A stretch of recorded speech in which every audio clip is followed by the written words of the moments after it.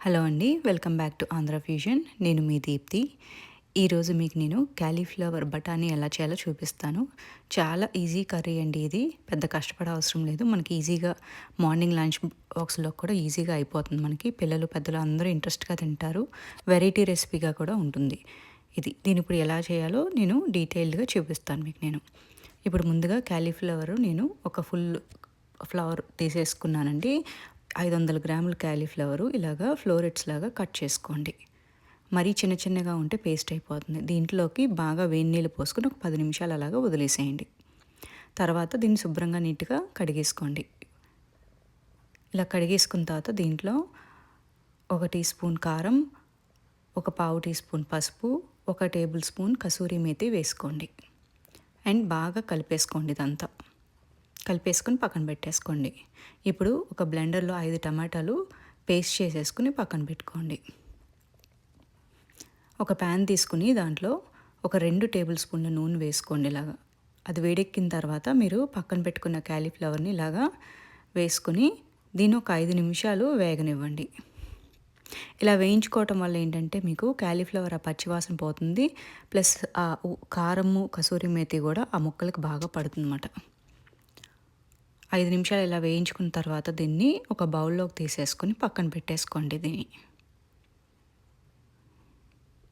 ఎక్కువ వేయించుకోవాల్సిన అవసరం లేదండి. ఎందుకంటే తర్వాత దాన్ని అలాగా ఉడకపెడతాం మనం. ఇప్పుడు ఒక సేమ్ ప్యాన్‌లో మళ్ళీ 2 టేబుల్ స్పూన్ల ఆయిల్ వేసుకొని కొంచెం గరం మసాలా అంటే యాలకులు, దాల్చిన చెక్క, లవంగాలు, బిర్యానీ ఆకు కొంచెం కొంచెంగా పడతాయండి. ఎక్కువ పట్టవు. వేసుకొని ఇలా వేయించుకోండి. తర్వాత ఒక 2 పెద్ద ఉల్లిపాయలు ముక్కలు కోసుకొని ఇలా వేసుకొని తగినంత ఉప్పు వేసుకొని ఉల్లిపాయ మగ్గే వరకు దీన్ని అవ్వనివ్వండి, ఏగనివ్వండి. ఉల్లిపాయని బాగా ఉడికిపోవాలి మీకు. బేసిక్‌గా ఉల్లిపాయ ఉడికిపోవడం అంటే ఉల్లిపాయ కలర్ మారిపోతుంది మీకు. ఒక 7-8 నిమిషాలు దీన్ని ఇలా మూత పెట్టేసి ఉడకనివ్వండి. 8 నిమిషాలు అయిన తర్వాత సుమారుగా ఇలాగ ఉల్లిపాయ ఇలాగ మారుతుందండి కలర్ అంతా. సో మీకు అయిపోయినట్టే, ఉల్లిపాయ వేగిపోయినట్టే ఇలాగా. ఇప్పుడు మీకు దీంట్లో అల్లం వెల్లుల్లి పేస్ట్ వేసుకోవాలి. ఒక టీ స్పూన్ అల్లం వెల్లుల్లి పేస్ట్ వేసుకోండి. దీంట్లోకి అల్లం వెల్లుల్లి పేస్ట్ ఎక్కువ పట్టదు, కొంచెమే పడుతుంది. దీన్ని ఇలాగా స్లో ఫ్లేమ్లో పెట్టి వేయించుకోండి. అల్లం వెల్లుల్లి పేస్ట్ ఆ పచ్చివాసన పోయేంత వరకు. ఒక 2-3 నిమిషాలు పడుతుందండి అలా వేయించుకునేసరికి అల్లం వెల్లుల్లి. హై ఫ్లేమ్లో పెడితే ఏంటంటే మాడిపోతుంది. అందుకని స్లో టు మీడియం ఫ్లేమ్లో పెట్టుకుని వేయించుకోండి. ఒకసారి అల్లం వెల్లుల్లి పేస్ట్ వేగిపోయిన తర్వాత మీకు టమాటా పేస్ట్ ముందే చేసి పక్కన పెట్టుకోమన్నాను కదా, ఆ టమాటో ప్యూరీని దీంట్లో వేసేసుకోండి. 5 నిమిషాలు ఈ టమాటో ప్యూరీని ఇలాగా ఉడకనివ్వండి. చూసారు కదా ఆయిల్ ఎలా తేలుతుందో బయటికి. అలా తేలేంత వరకు బాగా దీన్ని సాట్ చేసుకోండి.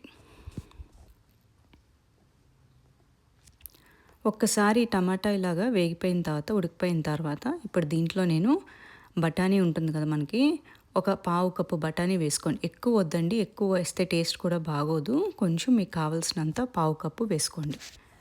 వేసుకుని ఇలాగ దీన్ని బాగా ఉడకనివ్వండి బఠానీని కూడా. దీంట్లో ఇప్పుడు ఒక టీ స్పూన్ ధనియాల పొడి, ఒక టీ స్పూన్ గరం మసాలా, ఒక టీ స్పూన్ జీలకర్ర పొడి వేసుకొని బాగా కలిపేసుకోండి.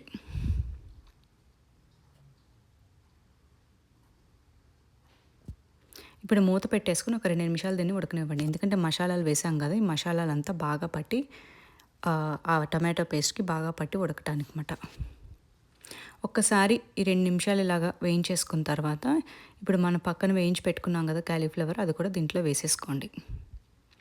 ఇప్పుడు ఈ ఆనియన్ మిక్చర్, ఈ కాలీఫ్లవర్ మొత్తం అంతా బాగా కలిపేసుకోండి. మొత్తం నీట్‌గా కలుపుకోండి మొత్తం అంతా. మొత్తం కాలీఫ్లవర్ అంతా కూడా ఈ గ్రేవీ అంతా పట్టాలి.